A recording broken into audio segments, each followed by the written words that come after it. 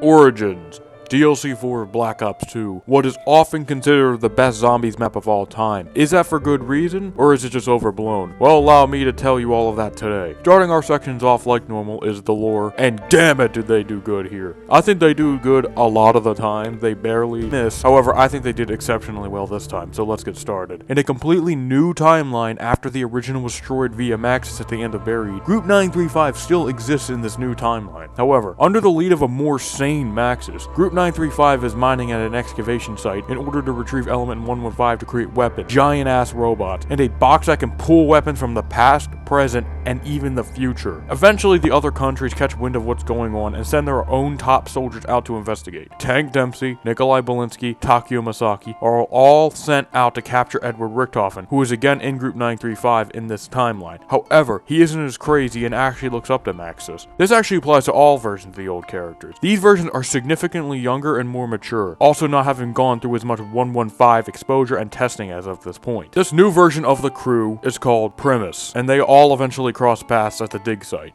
Anyway though, at the end of the original timeline, Samantha is somehow teleported to what is called the Crazy Place, where she actually reaches out to this universe's heroes for help. In the Crazy Place, she's not corrupted by the dark ether, not corrupted by the influence of the MPD, nothing. She's completely pure and innocent, and all she wants is to live a normal childhood, so she bids on the heroes of this universe for help. Eventually, they answer her plea and send Maxis to the house. Eventually, Maxis and Samantha reunite before Primus teleport out of the dig site, and eventually Richtofen goes on his own to handle some unfinished business. Holy shit, that shit was so fire. I think I summarized it okay. I had a lot of trouble trying to fit every little last detail inside of it. I think this map has so much lore inside of it, jam-packed. There are so many radios, so many theories even still. It's absolutely crazy town, and all of it is the most interesting thing ever. And then we also have the Great War being referenced all the way back in Origins before Black Ops 3 even exists. We all know what the Great War is. We all want the Great War map. I still am dying to be able to use the original staffs. I didn't even talk about the staffs yet. The staffs, of course, were used during the Great Apothicon War. Well, this map is pretty much a parallel of that in a future timeline. It's really confusing, but if you get the hang of it, it is the coolest thing ever. Anyway, though, enough about the lore. I'm going to be here for the next 10 minutes talking about how good it is if I don't move on, but they absolutely knocked it out of the park, and we have the new characters, which are introduced in the best cutscene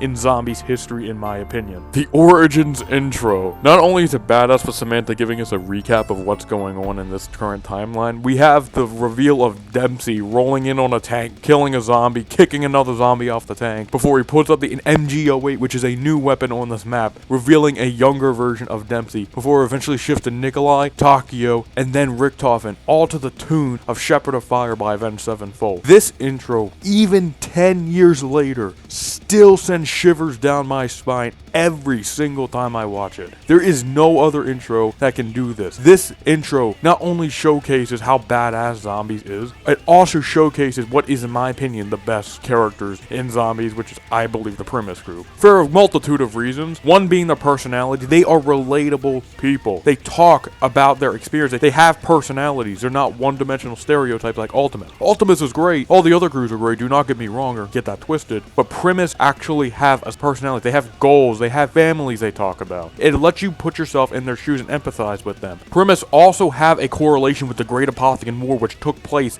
at the beginning of time, at the beginning of what will eventually be known as the Cycle. They are the same four that saved the universe from becoming extinct with the original four staff that we don't even get to use in any map. It's the coolest thing ever. They're in the Templar outfit. They have so much backstory, so much build-up, so much lore, just so much already built in this map alone that gets expanded on even more, which gives these characters the most amount of story in any of the characters. And even then, this map alone just solidifies the badassery of this crew. I will move on from the crew as I have been talking about them for a pretty decent minute. However, I just cannot get over how awesome this crew is. And every time I play this map, all four of them are equally awesome in my opinion. Something else equally awesome is the amount of good things I got to talk about. Next thing I would like to talk about is the power on this map. Yes, there are 6 different ways to to turn on the power. There's 6 generators around the map. When you spawn in, you will be around generator 1 with quick revive. The way you turn on power is by turning on the generator and standing on it for about 30 seconds while it charges up. Sure, I can see why some would not like this and you have to pay for it. However, you get your points back and then some after it's finished. So technically speaking, after you turn on all the power, you get about 600 points. With the double points it stacks and you get 1200. This is a really cool feature too, because you can actually leave certain areas of the map off if you don't want certain enemies going over to that part of the map. Sure, you can't use Pack-a-Punch, we'll get into that, but it's still a really neat addition to really leave certain parts of the map off. You can even do some Easter eggs when it comes to like laying on the 1 and the 1 and the 5 on the generators to get points. They start secret songs. There's just a lot of things related to the generator. You can even kill the Templar zombies to farm even more points. This is a great way to min-max your points because in solo especially, the doors are a little cheaper, and with how difficult this map is, you want all the advantages you can get. So these generators are actually a bit of a help. I don't really see a problem with the Templars or with the generators because they give points and they just allow the map to be a lot more unique. Just like the new digging mechanic in my opinion. Yes, you can actually have digging. Around the map you'll find shovels up to 4 in a game. If you pick up a shovel around the map there'll be dig sites. If you dig these up you can get a ton of different things. Ranging from weaponry, grenades, you can dig up zombies, you can dig up new power-ups. You can even dig up original power-ups like nukes, max ammos, and double points.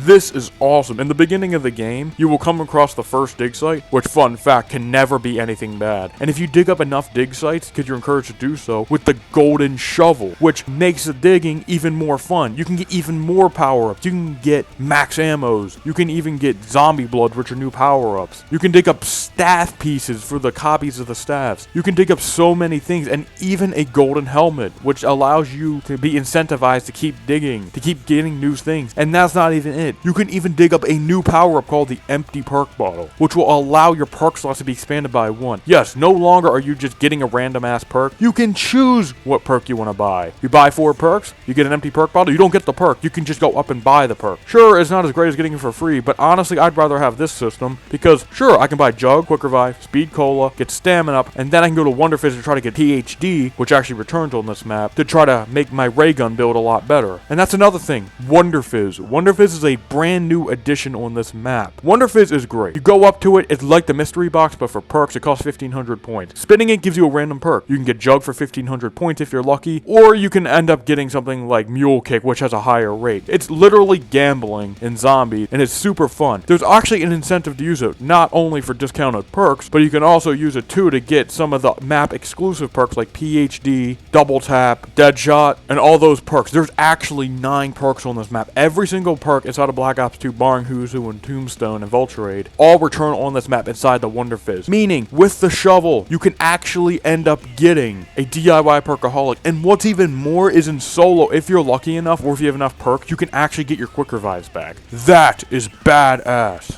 You actually have a way to continue playing if you run out of Quick Revives. And this map is not easy, so being able to get your Quick Revives back in a way you feel like was earned rather than just given to you is super awesome and rewarding. And it really helps this map get even better in my opinion. And we're not even done yet. We even have a new fast travel called the Tank. The Tank does what it says on the tin. It's a tank. It gets you around the map faster and allows you to get some more staff parts to build the staffs. It's super fun to be on, and when you're on it, you can be safe from the zombies. The new boss zombie can't get you. The zombies can't attack you unless they get onto the tank. Even then, their speed is slowed on the tank. The tank is awesome for many reasons, and one of those reasons is because it blends in so well with the map itself. This map is terrifying on its own. It's not terrifying and it's scary, it's terrifying in the horrors that lie within the map. You have soldiers impaled on poles. You have the snowy, ever-changing weather. You have the fog, which isn't nearly as bad as on something like Transit. You have the trenches. You have blood everywhere. You have fire. You have debris blocking pathways. You have messages scribbled on walls. You see soldiers completely tarnished and defeated. This era of humanity was awful, and it makes you feel like you're part of that, and it makes you want to be able to save everybody. It motivates you and pushes you to go through the quest. I gotta find a way to find Samantha and make it so she's not trapped in this horrible place. We need to save humanity. It gives you a motivation. Looking around makes you want to try and do something good, and that is one of this map's greatest strengths. And we're not even done yet, because when you get to the excavation site and then pick up a new buildable called the Gramophone. By the way, speaking of buildables, we're once again using using the Mob of the Dead system this time, so not the shitty one. Anyway, though, you pick up the gramophone, you place it on this table, and then it opens a completely new part of the map. This part of the map is nothing like the original part of the map, where it's a completely war-torn, terrified battlefield. This part of the map is more sensational, spectacular, more grand. This part of the map will make any first-time player scratch their head if they're even playing the same map. What are these statues here? Who are those characters up there? They look very similar to our characters. What are they holding? Are they holding staffs? Can we play as those? It makes you think. It makes you want to explore. It makes you want to look around the map for anything that can help you wrap your head around what's going on. It's awesome world building and design, and I can never get enough of it. And they're not even done, because if you pick up the gramophone and the disc for the corresponding staff, going down to the trenches and placing a gramophone on a table will allow you to enter the crazy place, the gateway to Agartha. A completely tonal shift from what Origins already was, and even the excavation site itself. A colorful, grand, spacious area with colors aplenty, with magical crystals and Templar zombies all over the place. You would think this place would be where the Pack-a-Punch is, but no, the Pack-a-Punch is on the original map. This is a fantastical area where you can actually explore, find some radios, get the wonder weapon pieces. It's an area you want to stay in because it's so different and it's so spacious, but picking up a rock will cause the rocks to fall down as the disturbance of the area, as the area was disturbed by you picking the rock up, so the rocks come down. It really makes you think, and it makes you want to come back, but of course you have no time, you gotta go back to the original map. But point is, the aesthetic of this map is absolutely grand, and it never gets old, in my opinion. Just like the 4 new wonder weapons. Not 1, not 3, 4. 4 new wonder weapons are on this map. We have the Ice Staff, the Lightning Staff, the Electric Staff, and the Wind Staff. Each of them having their own build quests, upgrade quests, and everything in between. Alright, everyone in the game gets the wonder weapon now. You no longer need to cuss your friend out for taking the wonder weapon from the box. Every player gets one. You simply find the pieces, find the crystal, and build it. That's all you do. And the base staffs alone are amazing. The Ice Staff is great for tactical plays and camping. The Wind Staff is great for bitch get out the way type of play styles. The Fire and Electric Staffs are pretty much jack of all trades. They're good if you get cornered, but they're not the best for bitch get out the way. All staffs have a different play style, and they encourage you to experiment with different perk loadouts and things like that. It's awesome, and they can all be upgraded to become even better. The Wind Staff pretty much becomes a freaking thunder gun when it's upgraded up till round 23, before its charge shots can one-shot on pretty much any round. The Fire Staff is great for area denial and preventing zombies from passing certain areas by shooting molten hot lava, blocking an area from zombies crossing. The Electric Staff is like a Wonder Waff, which does almost infinite damage, and it's still great for bitch get out the way type of situation if you're cornered. And the Ice Staff can create an ice tornado, which any zombie that steps inside will freeze and immediately die. The Ice Staff is a little slow at killing originally, but its charge shot easily outweighs any of the other staff's charge shots. Their ammo counts all vary, the Wind Staff having the least amount because of its insane power up to a certain point, and even its charge shots being a more powerful version of the Ice Staff, just having a lot less ammo. While the Lightning Staff has the most amount of ammo, a complete contrary to what the Wonder Waff has. The staffs are freaking awesome, and what's even more is when you upgrade them, you get a knife attached to them. Not only do you get the most powerful weapons in any map, at this point probably, you also get a melee weapon which one-shots till round 19. 19, that's crazy. That's almost as much as the spoon on Mob of the Dead. But this is part of a wonder weapon. And that's not even all. You can even turn the staff around to shoot a magical shot which can revive down allies and one-shot the new mini-boss, the Panzer Soldat. The Panzer Soldat will appear starting from round 8 or 9 in solo and round 8 in co-op. When he appears, you'll hear a siren and he'll land down and start chasing the nearest player. He has a claw, he has a flamethrower, he can smack you, he can light zombies on fire. He can do a lot of different things, and he really amps up the gameplay. He is a bullet sponge to a T. He will eat any kind of normal damage gun up. Bullets are easily the worst thing you can try to kill him with. You're best off using a staff to take this guy out, which motivates you to play better. The early round scare this guy causes you makes you want to be able to get a staff by the time this guy shows up, or at least a wonder weapon if you want to be lucky at the box. You want to try to be able to face this guy off. He comes at the perfect time. In solo you can get lucky and there's a rare chance he'll spawn on round 9. However, in the most cases he'll be here on round 8 and you want to be set up to fight this guy. He's not a joke like Brutus is. Brutus is good for other reasons, but this guy is not a joke. He will end your game. He can long range grab you with a really, in my opinion, kind of cheap claw, where he'll pull you in and then burn you until you go down, and zombies are still able to hit you during this time. He spawned in with the zombies as well, and then later in the game he starts spawning in multiple numbers. The early game shakeout from just like,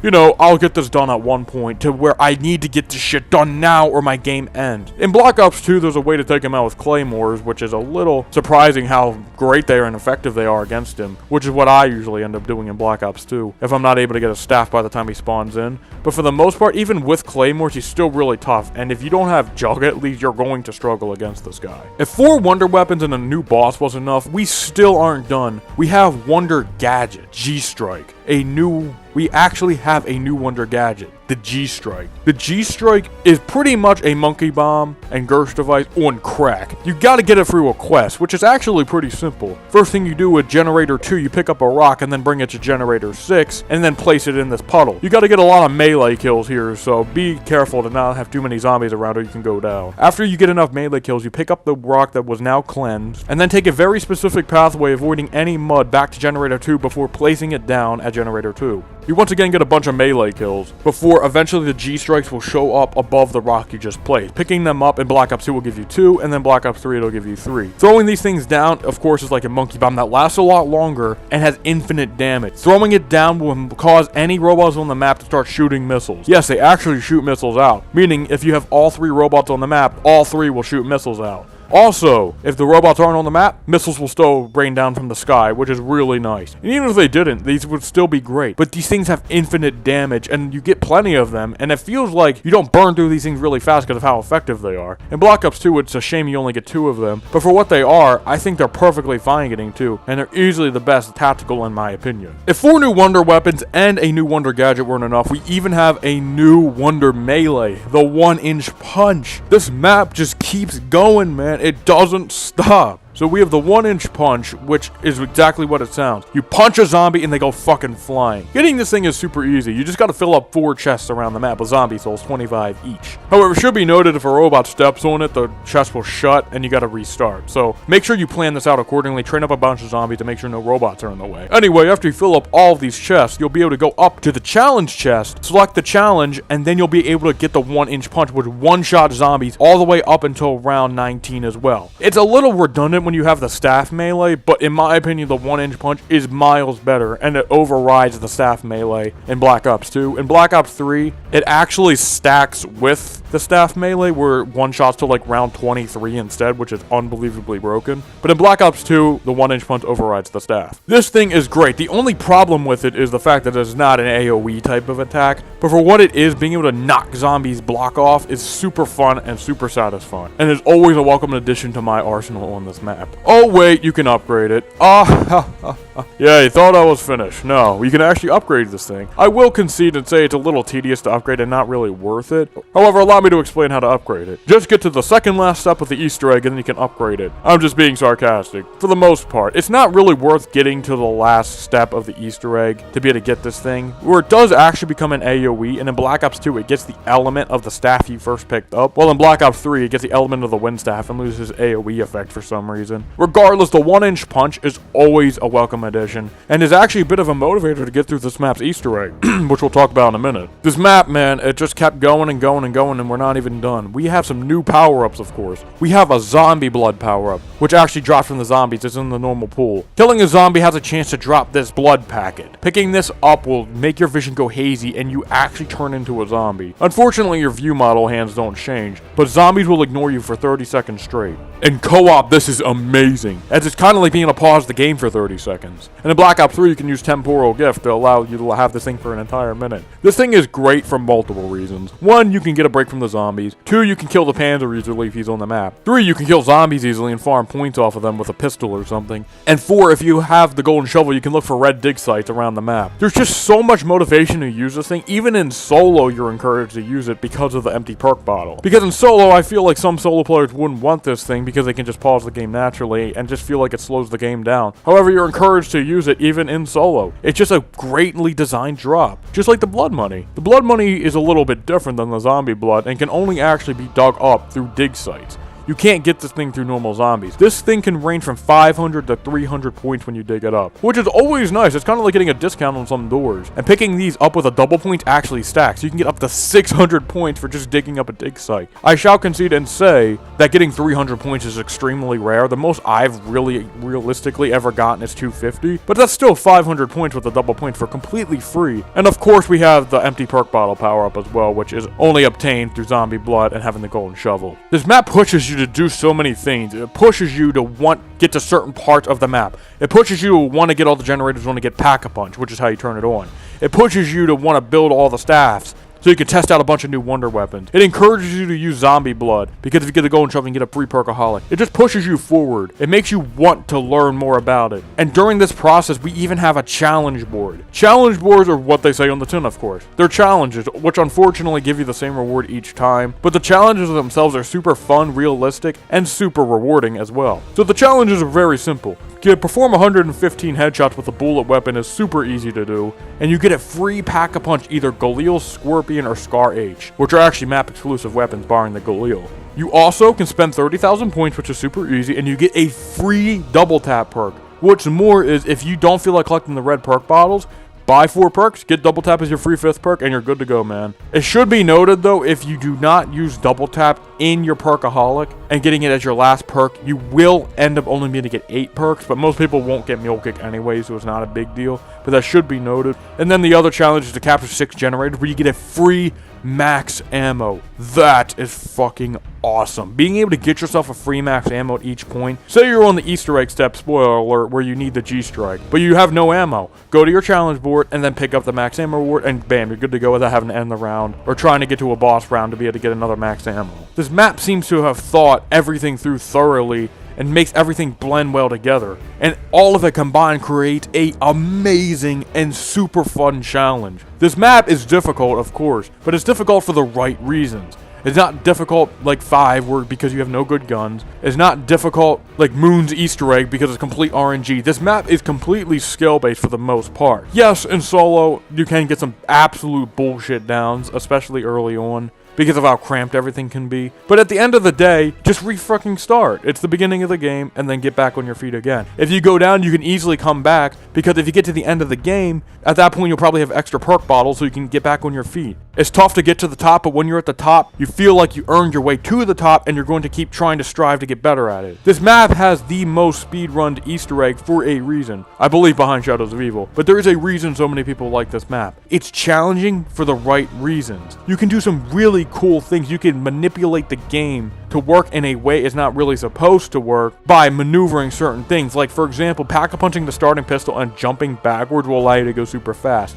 These are more expletive. However, they're still really cool features and would have been patched out if Treyarch hated them enough. You can even do cool things like with the tank, you can actually get 2 electric staff parts at once. If you jump off at the second board and then run back fast enough, you can actually manage to get the third part in one run instead of needing to do 2 banks. You can min-max. You can fill up all the chests at the same time. You can turn the electric staff dials at the beginning of the game. You can have the entire Easter egg done by like round 19 if you're efficient enough and you min-max enough. You can min-max to the max on this map itself. You can do multiple Easter egg steps before they're supposed to be done. For example, getting the Thunder Fizz are supposed to be done near the end of the Easter egg. However, you can do it at the beginning so you can get that step done so you don't need to do it anymore. Same thing with the G-Strike. Same thing with the staves. You can just do everything early to get everything done faster and making the Easter egg be able to be done a lot sooner. Building the Maxis drone, which we haven't even talked about yet. We have so many things that you can do all right next to each other that make this map the most rewarding map for a reason. As I just brought up the Maxis drone, yes, a new buildable on this map, which is kind of like, in nutshell, it's like a second ally in solo or 5th partner in co-op. But this thing is awesome for many reasons. One, it can get you a free copy of the map exclusive MG08. Awesome LMG that was used in the cutscene by Dempsey and has its own animations. It's super good, and for some reason you can run really fast with it in Black Ops 3 with firing on all cylinders, but that's for another day. The Maxis drone has a lot of utility to him. He can kill zombies, of course. However, if you go down in solo, he can revive you without even consuming your quick revive. And even if you did still, you can also get it back from the Wonder Fizz, so once again, it's not even a big deal, but it's just an awesome bonus feature. And in co-op, he can revive teammates. So if you have a teammate who's not as good at zombies as the rest of the squad, let him pick up the Maxis drone and let him use it whenever he wants to be able to get some extra kills in. And if he goes down, the Maxis drone will pick him up. He only lasts for about a minute, unfortunately, which is a little short, but his recharge time isn't too bad, and he's always a welcome addition. And he's super easy to build, as the first part is in the spawn room. The second part is down by the chamber, and the third part's a Gen 6. Very easy to build. We have the new build system, no shit where you have to carry each part up to the buildable table. Just a very good buildable in general and always a welcome addition that doesn't take up any space of anything. I know I've been singing this map's praises for like the past 20 minutes, but I have so much to say about this map and we're still not done. I would actually like to talk about some trivia really quickly. This map actually doesn't have the Carpenter power-up in Black Ops 2. I'm pretty sure some people knew this already, but it's definitely something I just found out recently. And the Carpenters in Black Ops 2 are not nearly as good as the ones in Black Ops 4. So in my opinion, this is a welcome addition, but unfortunately it comes back in Black Ops 3. And of course, one of the ones a lot of people have talked about is the intro cutscene having Dempsey using the Remington, new model army from Buried, and then Nikolai having the Olympia. Yes, actually, this map has another map-exclusive weapon, the Ballista, which takes the place of the Olympia in the starting room. I still think the M14 is better than the Ballista, but the Ballista is super great for headshots, and it can still one-shot headshot with double tap on round 15. For a starting weapon, that's pretty impressive. But it is a shame the Olympia and Remington are only used in the intro, because Nikolai and Dempsey really make these guns look fun to use, but at least they're in the intro. Anyway, though, I haven't even talked about the Easter egg yet, which you can finally do in solo. Holy hell, it only took them like 12 maps to be able to get that right. Anyway, though, the steps are as follows. I will say before we get started, the steps are kind of anti-solo, of course. However, it is possibly done in solo, and in Black Ops 2, you can min-max a lot of the steps anyway, so let's get started. So the first step is actually to build all 4 staffs and upgrade them. Yes, a very taxing first step, but let me tell you, when you first build all these staffs and upgrade them, you're pretty much done half the Easter egg. Anyway, though, after you build all 4 staffs and upgrade them, you then need to put all 4 staffs in the robots. Ice goes in 6, electric goes in 2, and wind goes in 4, and fire goes in the chamber. However, in Black Ops 2, there's actually a glitch you can do where you can put the fire staff in the main pedestal, take it out, put it back in, take it out, put it back in, take it out, and put it back in one more time, and you finish the step in literally less than 20 seconds.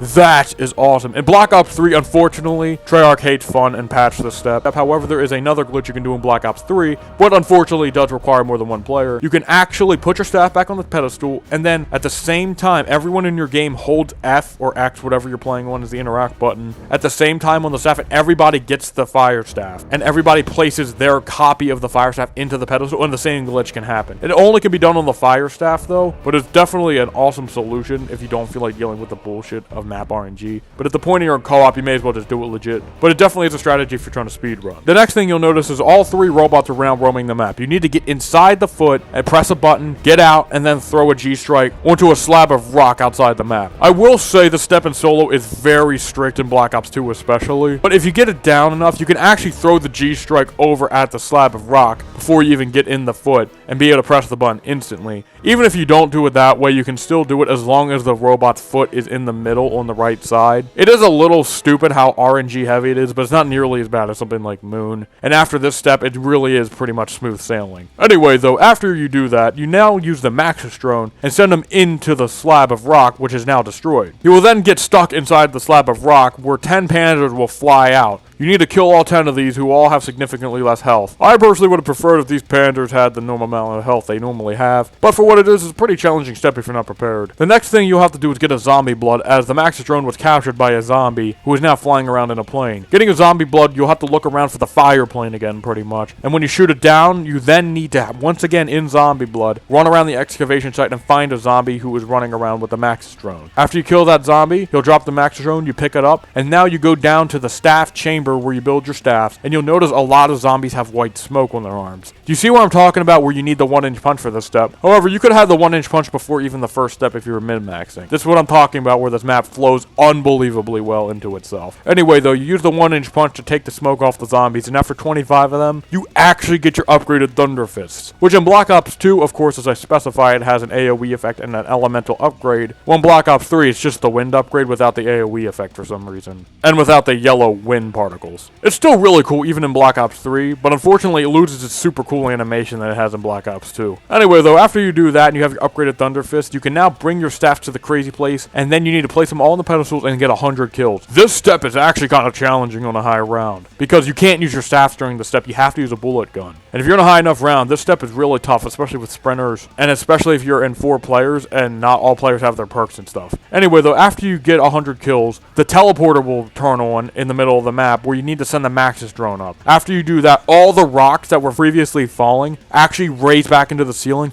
and you have the best training area on the entire fucking map at your disposal. This, you can literally not die in this area. It's kind of like the stage on Kino, but you have to work your ass off to get it. You don't just have it handed to you. Actually, that's not true. You do technically have it handed to you at the beginning of the game. Before you pick up any of the crystals, the rocks won't fall down, but you can't use the staffs here. But now you can pick up your staffs, and you can have the best training area in the entire map, and possibly in Zombies history. You literally can't die, and this area looks so fire you want to stay. It's just such a greatly designed Easter egg. And then, well, how about when you're done playing? What, did you just end the game? Well, actually, no. You don't have to kill yourself or press end game. Going to the middle of the map, you can turn on the teleporter, which plays the ending cutscene. This map has an ending cutscene on top of everything else, and you can choose if you want to play it. You can stay in the game if you want, but you can also choose to play the ending cutscene if you want. I will say the cutscene isn't the greatest cutscene, especially at the time it was released. But now, knowing what we know and hearing this is actually Richtofen returning from Dimension 2210 after retrieving his soul from his younger self, this is really cool lore, and this is about them about to go to the Giant. It's super cool stuff nowadays, but back then, and even now, people who don't know what's happening,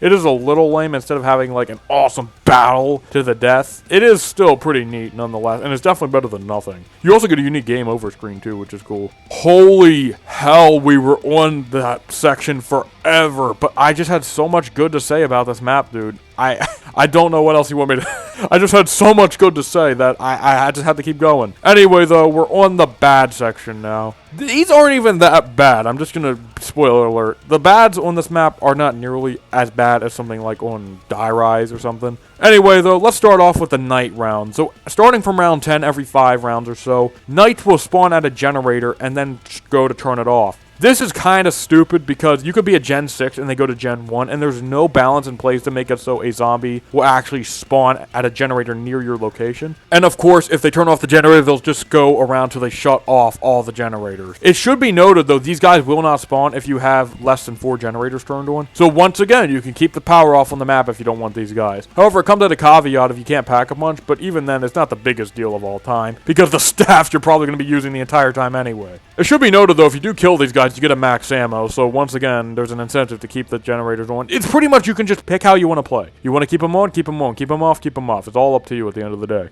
Another problem I have with this map is the Easter egg step where you need to put the staffs in the robots on solo on Black Ops 3 specifically. This step, I will be pressed to say that this step is the single worst step in Zombies history next to Buried Sharpshooter. The Easter egg comes to a street. You're going down a highway at 100 miles an hour, and you have to slam on your fucking brakes because there's a goddamn tree manifested out of thin air in front of you. This step is so unbelievably bad in solo, it's not even funny. It slows down the game by 20 or so minutes of doing nothing. This step is unacceptably bad in solo. I don't think it's as bad as Buried Sharpshooter because you can be on that step much longer and you don't even have limited ammo. Well, here's a waiting game. It's still unacceptable how bad the step is in solo. Regardless, though, thankfully in Black Ops 2 this doesn't exist. But it's still a terrible step in Black Ops 3. And there is no defending it whatsoever. I get it makes sense thematically and for the lore, but I don't care. That doesn't make the step good. What also doesn't really help is the mud. I think the mud is a decent addition because around the map, you will see mud in the tank tracks. That's fine, because training in there would be super easy without it. But the problem I have is the mud slows you down a little too much in my opinion, and it's in unnecessary places. It's literally in all the challenge chest areas. These areas are super hard to train in as it is, so having the mud just comes off as bullshit difficulty rather than actual making the map difficult. But I can understand what they were going for and making it so they want this map to be difficult but not too easy. But having the mud in the actual robot footprints and stuff like that, it's just a little much in my opinion. It just comes off as a little unnecessary. I know what they were going for, making the map difficult so I can get around it, especially because around these areas you don't want to be in anyway, but it is something I thought I would bring up nonetheless. Another huge issue with this map is the gramophone system. This system is also inexcusably bad, however, I will offer a band-aid solution at the end of this part. So, the gramophone system is what it says, pretty much. You put the gramophone down, it opens up a chamber to the crazy place, voila, that's how you get your crystals. However, you can only place the gramophone down once, you get one copy of it, and you need to remember where it is. There is no indication on where it is. If you go to the ice tunnel and you left it at fire, you have to run back to fire, pick it up, and then run back to ice, which is stupid. If it just moved it from where it last was, without you having to run back and get it, the system would be a lot better. But the thing I would recommend doing at this point is getting all the crystals, if you're planning on building all the staffs, or if you plan on building one staff, get the staff you want, and then build the staff, and then place the gramophone down at the wind tunnel, and you'll pretty much be good to go and just leave it there the rest of the game. And when you're done building all your staffs and done running in and out of the crazy place for certain kinds of staffs, leave it at the wind tunnel, and you should be doing pretty good at that point. But I will say, this map literally has a very stupid buildable system when it comes to the gramophone. It reminds me of Transit and Die Rise, which really sucks because this uses the mob build system.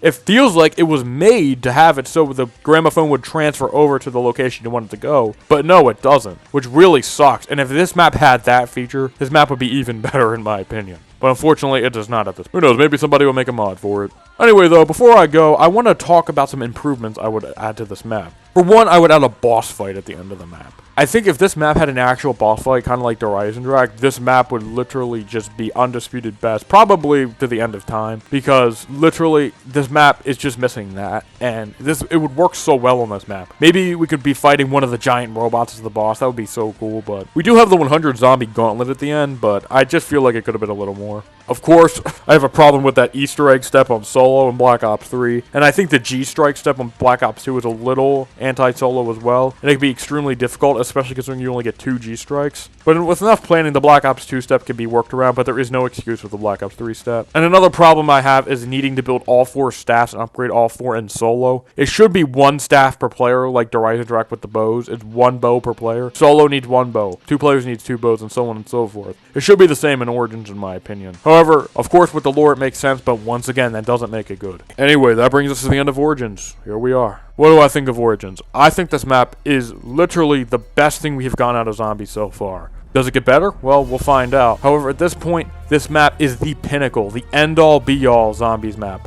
of Black Ops 2 and of Zombies up to this point.